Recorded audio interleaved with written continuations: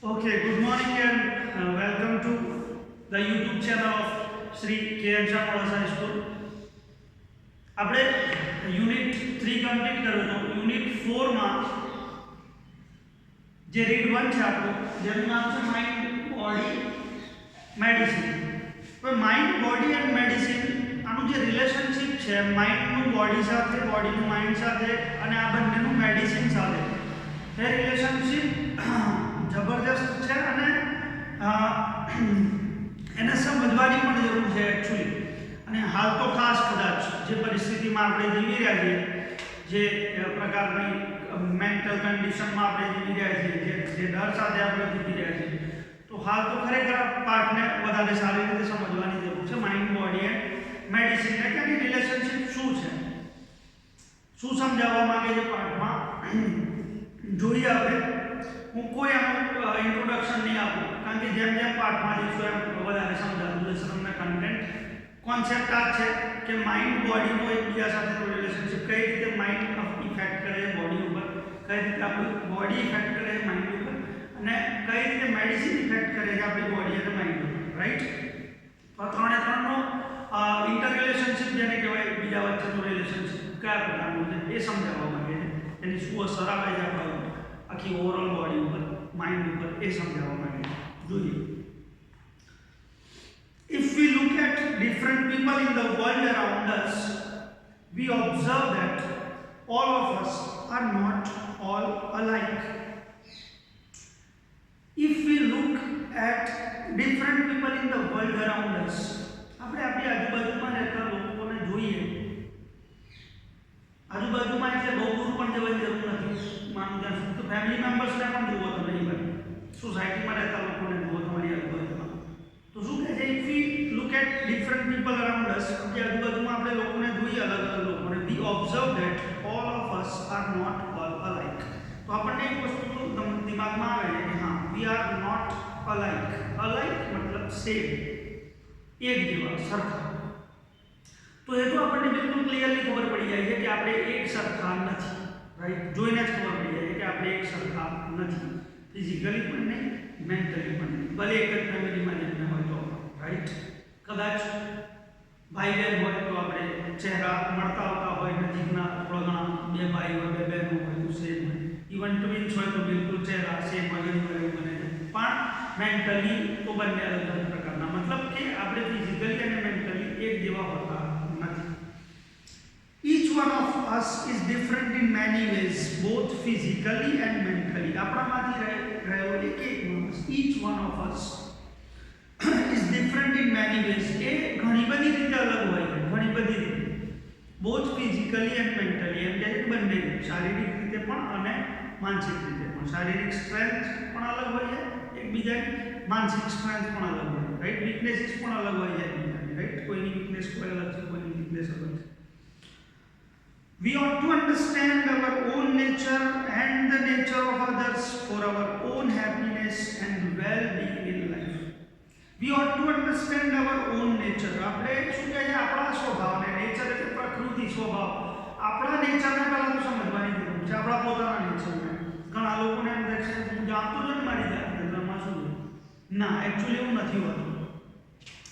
મોટે ભાગે તમે જોયું હશે કે કશું ખરાબ થાય, કોઈ ભૂલ થાય તો આંગળી સામે જ જતી હોય છે. હું હોય કે તમે હોય.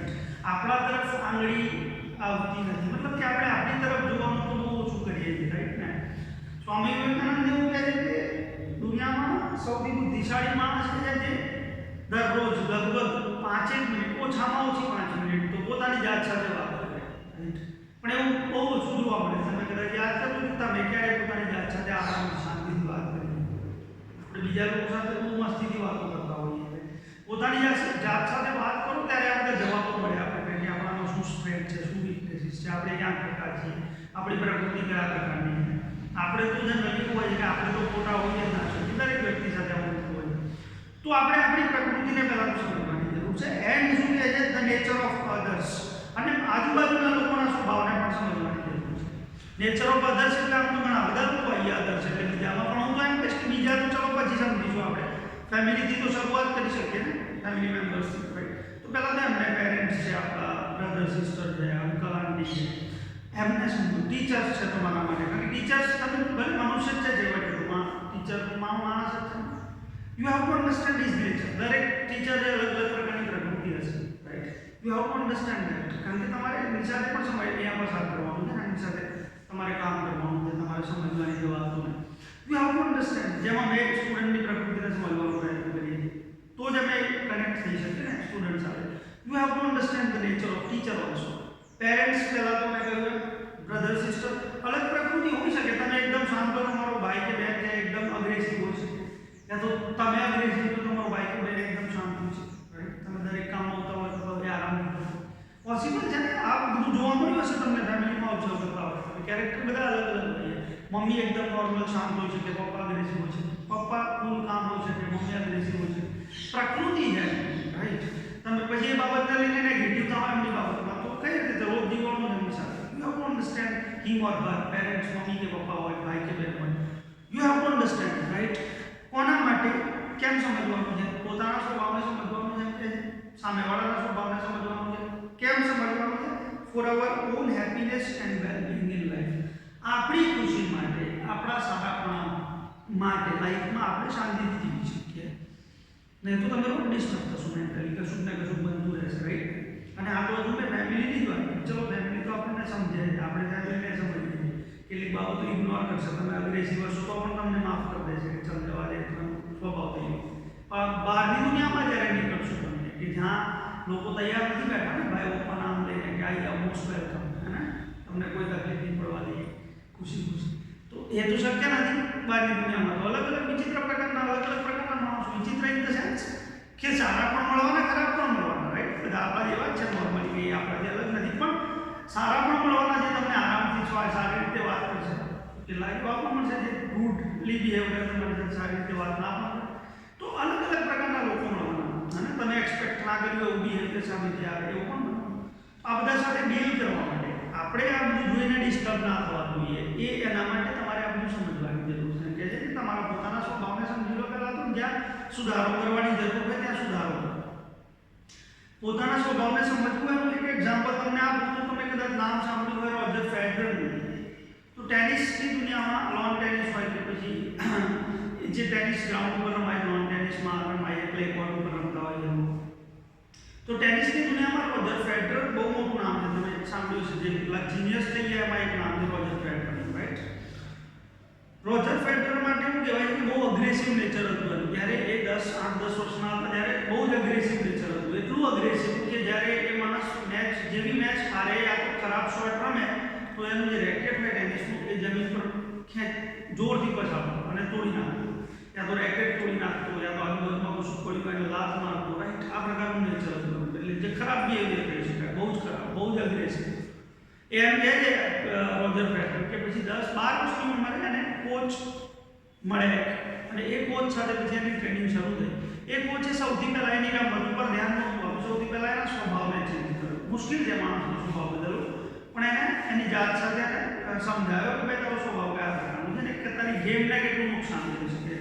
આજે તમે નહીં માનો, રોજર ફેડરર હવે તમને રિટાયરમેન્ટ પણ લઈ લીધી ટેનિસની દુનિયામાંથી. બહુ ઘણા બધા મેડલ, ઘણા બધા અવોર્ડ્સ, ચેમ્પિયનશિપ જીત્યા પછી એ માણસનું નામ આજે ટેનિસની દુનિયામાં કે સ્પોર્ટ્સની દુનિયામાં જેન્ટલમેન તરીકે લેવાય છે. કે કોઈને કહેવું હોય કે આટલા સારા પ્લેયર બનો, જેન્ટલમેન પ્લેયર બનો, તો રોજર ફેડરરનું નામ આપવામાં આવે એક્ઝામ્પલ કે આના જેવા, રાઈટ.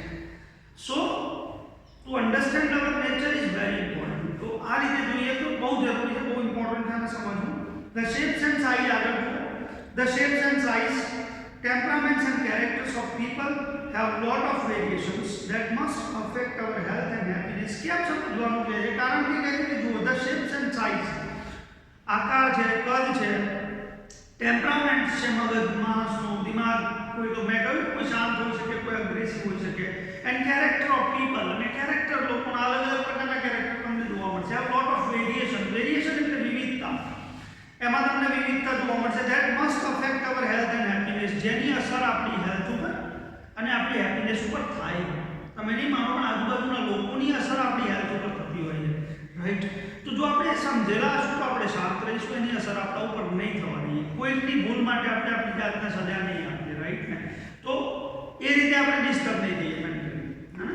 ઘણી વાર સિમ્પલ એક્ઝામ્પલ આપો એટલે જેમ કે ટ્રાફિકમાં નીકળ્યા તમે બાઇક લઈને, બરાબર છે, કોઈ બહુ ખરાબ રીતે બાઇક ચલાવીને કે ગાડી ચલાવીને જતું રહે છે આપણી આગળથી, થોડું જ આપણને થોડે દૂરથી જતું રહે છે, યા તો ખોટું હોર્ન મારે છે આપણે આજુબાજુમાં આવીને થોડું દૂરથી, રાઈટ ને, તો આપણે ડિસ્ટર્બ થતા હોઈએ ઘણી વાર, ગુસ્સો આવે સ્વાભાવિક વાત છે, પણ એને 1 કે 2 મિનિટમાં ભૂલી જવું જરૂરી છે, કારણ કે એનો પ્રોબ્લેમ, એની ભૂલ છે, મતલબ કે હા જો કે સમજાવવા ના જવાય અત્યારે તો લગભગ એવું પોસિબલ નથી હોતું, પણ એ નીકળી જવાનું ત્યાંથી, તો પછી એને તમારા દિમાગમાંથી કાઢી નાખો, કારણ કે એની ભૂલની સજા આપણે આપણી જાતને અડધો કલાક સુધી આપીએ કે યાર આ તો સવારમાં આ તો દિમાગ ખરાબ કરી નાખ્યું મને લાગી જાય.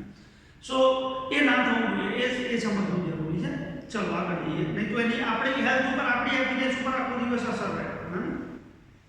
નેક્સ્ટ પેરેગ્રાફમાં કહે છે according to Ayurveda physical disease occur mainly owing to external factors like wrong diet or exposure to pathogens. According to આયુર્વેદના મત પ્રમાણે physical disease occur mainly owing to external factors.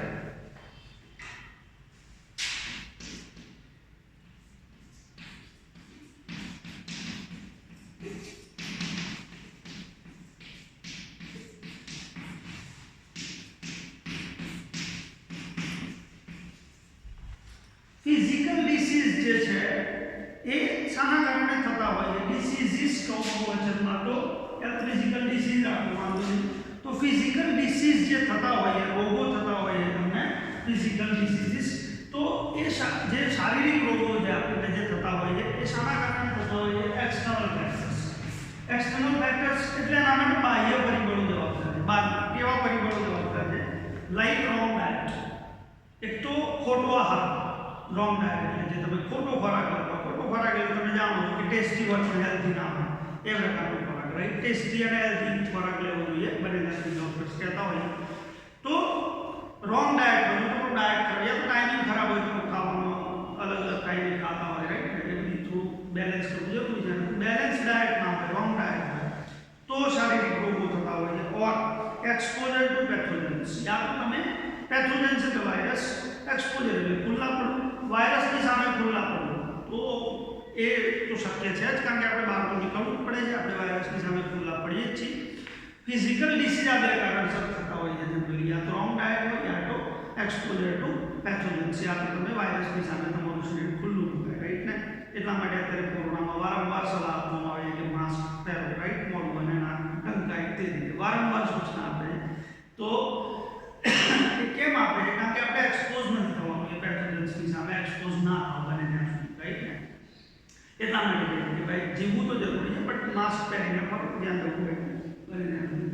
તો એ એટલા માટે વારંવાર કહે છે કારણ કે તમારું બોડી એક્સપોઝ ના થાય પેથોજન્સની સામે. યા તો કોઈ ઘા પડ્યો હોય તો એ ઢાંકી દેવો જરૂરી છે, નહીં તો એ એક્સપોઝ થશે વાયરસની સામે. તો આ વાત છે. આગળ જુઓ, mental disease arise mainly from internal factors like wrong use of senses and the increase of negative emotions. Mental diseases, આ physical diseases ની વાત કરીએ પછી કહે છે mental diseases.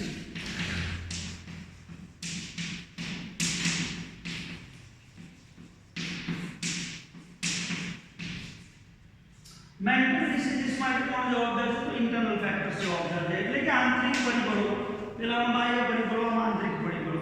માનસિક જે સમસ્યા થતી હોય છે કોઈને, તો એ આંતરિક પરિબળો જવાબદાર છે એના માટે. કેવા? Like wrong use of senses, એક તો તમે સેન્સીસનો ખોટો ઉપયોગ કરો, સેન્સીસ જે પણ આપણને કુદરતે જે ઇન્દ્રિયો આપી છે, રાઈટ ને, એનો ખોટો ઉપયોગ કરો. તો ખોટો ઉપયોગ ઇન ધ સેન્સ કે તમે વધારે પડતો લાઉડ નોઇઝ, અવાજ સાંભળતા હોય, લાઉડ મ્યુઝિક, ક્યારેક લાઉડ મ્યુઝિક સાંભળવું સારી બાબત છે, આજે આનંદ મળે આપણને. કોઈ પણ મેરેજમાં ગયા હોય ત્યાં લાઉડ મ્યુઝિક જ હોવું જોઈએ, પણ રોજ રેગ્યુલરલી હેડફોન લગાવીને વધારે લાઉડ મ્યુઝિકમાં સાંભળો 2 કલાક, તો 2 કલાક પછી તમે માનસિક રીતે ડિસ્ટર્બન્સ મહેસૂસ કરશો. યા તો તમે કશું કેવું જુઓ છો, મૂવીઝ જોતા હોય, કોઈ હાઈ તેના ગ્રાફિક્સ હોય છે, રાઈટ? તો ક્યારેક સૂચના પણ આપવામાં હોય નીચે ખબર હોય તો કે આ તમને ડિસ્ટર્બ કરી શકે મેન્ટલી, તો એ ડિસ્ટર્બ કરે છે, રાઈટ? એ પ્રકારની વસ્તુ તમે એક સિમ્પલ એક્ઝામ્પલ આપ્યું, પણ એ રીતે ઇન્દ્રિયોનો કોઈ પણ રીતે ગલત ઉપયોગ તમે કરતા હો તો એની અસર તમારી માનસિકતાઓ થતી હોય છે, માનસિક અસર જોવા મળે છે. બીજું શું કહે છે? And the increase of negative emotions. અને જો નેગેટિવ ઇમોશન્સ તમારામાં વધવા લાગે, નકારાત્મક લાગણીઓ વધવા લાગે, તો તમે માનસિક રીતે ડિસ્ટર્બ થાઓ. We ought to develop the habit of positive thinking. આપણે કેવી ડેવલપ કરવી પડે હેબિટ? તો કે પોઝિટિવ થિંકિંગ હેબિટ ડેવલપ કરવી પડે. આપણે પોઝિટિવ વિચાર it has a good positive effect on our emotions. જો આપણે પોઝિટિવ થિંકિંગની હેબિટ ડેવલપ કરીએ તો એની આપણા ઇમોશન ઉપર પણ પોઝિટિવ ઇફેક્ટ આવે છે, આપણા ઇમોશન્સ પોઝિટિવ બને છે. However both physical and psychological diseases are usually mixed. પછી શું કહે છે, જો કે એક વાત ધ્યાનમાં રાખવાની જરૂર છે કે ફિઝિકલ અને સાયકોલોજીકલ ડિસીઝ છે, એટલે કે ફિઝિકલ અને મેન્ટલ ડિસીઝ, સાયકોલોજીકલ એટલે મેન્ટલ ડિસીઝ. ફિઝિકલ અને મેન્ટલ ડિસીઝીસ જે છે તો શું કહે છે, આ યુઝ્યુઅલી મિક્સ્ડ, મોટે ભાગે બંને એકબીજા સાથે સંકળાયેલા છે, બંને અલગ નથી હોતા મોટે ભાગે. And one seldom occurs without the other, અને એક બીજા વગર ભાગ્યે જ થાય છે. એટલે આનો કહેવાનો મતલબ એ છે કે યા તો મેન્ટલ ડિસીઝ થયો હોય તો એની અસર તમને ફિઝિકલ જોવા મળે છે, એટલે કે મેન્ટલ ડિસીઝ થયો તો ફિઝિકલ ડિસીઝ થાય જ છે, અને ફિઝિકલ ડિસીઝ થાય તો એની અસર મેન્ટલ માનસિક અસર જોવા મળે છે. એટલે ફિઝિકલ ડિસીઝ થાય તો મેન્ટલ ડિસીઝ થાય છે. મતલબ કે શરીર અને દિમાગ બીમાર થવાની બાબતમાં એકબીજા સાથે સંકળાયેલું છે. માનસિક જો બીમારી થાય તો એ શરીરને નબળું કરે છે, શારીરિક નબળાઈ આવે તો દિમાગને નબળું કરે છે, રાઈટ. તો આ બંને એકબીજા સાથે સંકળાયેલા છે 90% કેસમાં. કેટલાક અપવાદ હોય, અપવાદ પણ બતાવે છે. આગળ જુઓ નેક્સ્ટ કરીએ. Some diseases like acute infections have almost entirely physical cause and can be treated purely on a physical level.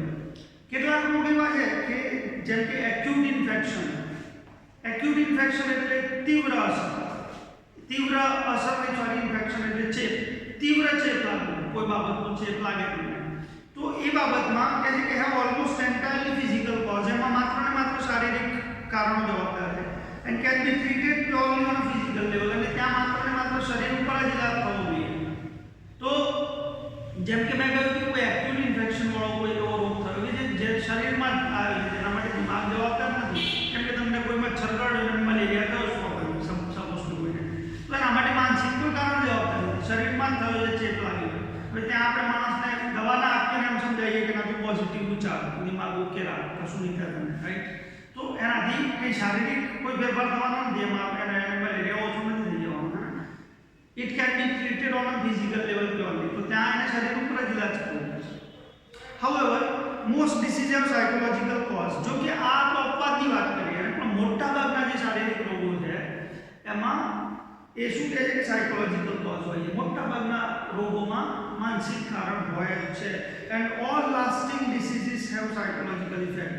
અને જેટલા પણ લાંબા ચાલનારા રોગો છે ને એમાં સાયકોલોજીકલ ઇફેક્ટ આવે છે, શરીર ઉપર આવે છે. સાયકોલોજીકલ પોઝિટિવ પણ આવે છે અને નેગેટિવ પણ આવે છે. જો તમે નેગેટિવ વિચારો તો નેગેટિવ આવે છે. આપણે છેલ્લા 8 મહિનાથી જોઈ શકીએ છીએ આપણી માનસિક અસરો કેવી છે, શું ઇફેક્ટ થાય છે આપણા દિમાગ ઉપર એની, રાઈટ ને. જ્યારે લાંબા ચાલનારા રોગો હોય, કોઈ એક વ્યક્તિને લાંબા ચાલે યા તો સમાજમાં લાંબા ચાલે, જેમ કોરોના ચાલે છે, તો એની અસર જે દિમાગ ઉપર આવે છે એ સાયકોલોજીકલ ઇફેક્ટ, ભલે શારીરિક રીતે કશું થયું હોય કે ના થયું, પણ માનસિક અસર એની આવે છે. તો માનસિક રીતે પોઝિટિવ રહેવું, સાવચેતી રાખવાની છે, ખોટી બહાદુરી નથી બતાવવાની વાત અહીંયા કે ના આપણે બિંદાસ થઈ જઈશું, એવા સેન્સમાં નથી. સાવચેતી રાખવાની જરૂર છે. સ્વાભાવિક રીતે જે રીતે કહે છે ગવર્મેન્ટ તેને ફોલો કરો, રૂલ્સને મેડિકલ સાયન્સ જે રીતે કહે છે, ડૉક્ટર્સ કહે છે તેને ફોલો કરો, પણ બિંદાસ પણ એટલા ડરી જવાની પણ જરૂર નથી કે આપણે પછી માનસિક રીતે બિલકુલ કે ભાઈ હવે કશું નહીં થાય કે આમ નોટ લાઈક દેટ. એટલા નેગેટિવ થવાની, પોઝિટિવ રહેવાની જરૂર છે. બાકી તો ઈશ્વરમાં શ્રદ્ધા છે, આપણે ચાલે છે, પણ પોઝિટિવ થઈને અને સાવચેતી સાથે. તો લાસ્ટિંગ ડિસીઝ મેં જેમ કહ્યું કે લાસ્ટિંગ એટલે લાંબા ચાલનારા જે રોગો છે એની ઇફેક્ટ શારીરિક રીતે, એની માનસિક રીતે પણ અસર આવતી હોય છે, શારીરિક રીતે પણ આવતી હોય છે, right. A physical disease disturbs the emotions and weakens the senses. જ્યારે આપણને શારીરિક રોગ થાય છે તો એ આપણા ઇમોશન્સને ડિસ્ટર્બ કરે છે and weakens the senses, અને આપણા સેન્સીસને નબળા પાડી દે છે. which may result into physical trouble. જેના કારણે શું થાય છે, આપણને ફિઝિકલ ટ્રબલ મહેસૂસ થાય છે, શારીરિક મુશ્કેલી ઊભી થાય છે, શારીરિક નબળાઈ મહેસૂસ થાય છે. They lead to a dietary problem. પછી એને લીધે ખાવામાં સમસ્યા ઊભી થાય છે, ખાવાનું ભાવે ના ભાવે. Strain the heart. હૃદય ઉપર દબાણ ઊભું કરે છે, સ્ટ્રેસ ઊભો કરે છે એક પ્રકારનું. એન્ડ નર્વ્સ, અને આપણી ચેતાઓ ઉપર પણ દબાણ ઊભું કરે છે, આપણી ચેતાઓ પણ તાણ મહેસૂસ કરે છે. એન્ડ વીકન ધ ફિઝિકલ બોડી, અને એના કારણે છેવટે આપણું જે ઓવરઓલ બોડી છે એ કેવું થઈ જાય છે, તો એ નબળું થઈ જાય છે એકદમ, રાઈટ.